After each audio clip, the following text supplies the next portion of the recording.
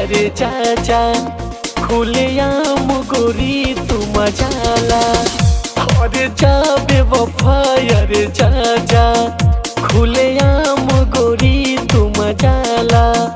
कबो याद न आई तोहके, कबो याद न आई तोहके, मोरा दिल से ही है तू दुआला।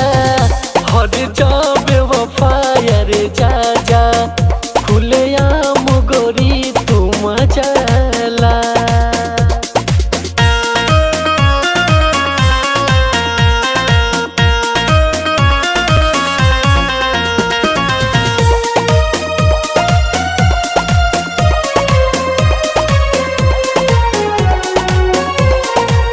हम हई पागल जे तोहसे दिल वाली हनी लगाई।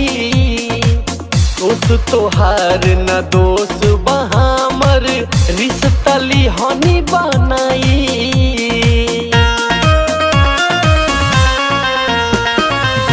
हम हई पागल जे तोहसे दिल वाली हनी लगाई।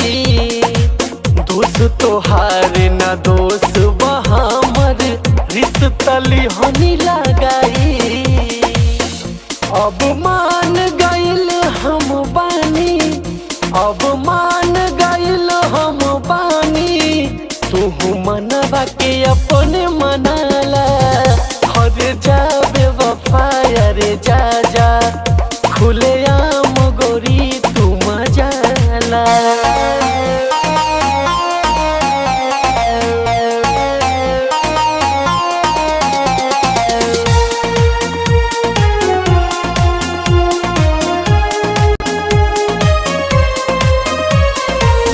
हमर रूसल तोहर मनावल कागजब नौटंकी था। प्यार के खेल में तू मगर मछती मैं भोला एक मंकी था।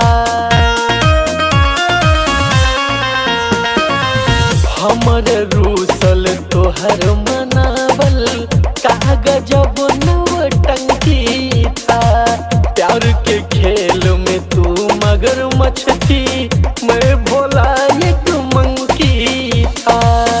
कहे के दीवाना ही तेस, कहे के दीवाना ही तेस, अब चैन के धुन बजाला।